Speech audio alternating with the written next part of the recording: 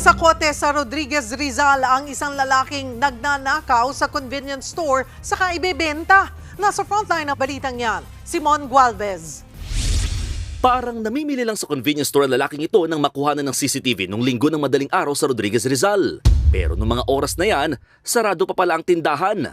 Nagnanakaw na pala ang lalaki. Na-discover nila na kalat-kalat na yung doon sa tindahan, no? At nakita nga nila na mayroong butas. Umakyat doon sa ng convenience store, at pinasok niya doon sa kisame dumaan. Hindi na nagbigay ng pahayag ang mga tauhan ng convenience store, pero agad daw nila itong nireport sa mga otoridad. Nasa main road lamang nakapwesto itong niloobang convenience store, pero tsinempo raw ng kawatan na pasukin ito ng 10 oras ng gabi kung kailan wala na masyadong tao at sasakyang dumaraan dito sa may kalsada.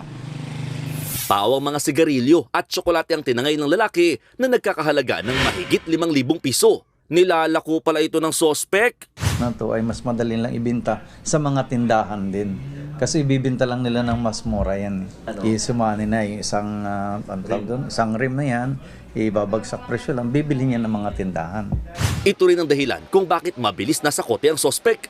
Natuntun siya ng mga pulis mula sa mga inalok ng mga panindang nakaw. Meron ding testigong nakakilala sa kawatan.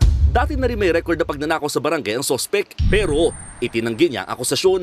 Hindi po ako yun. Sa korte na lang po magsasalita, sir. Maharap sa reklamong robbery ang sospek. Nagbabalita mula sa frontline, Mon Gualvez, News 5. Mga kapatid, Cheryl Cosing po.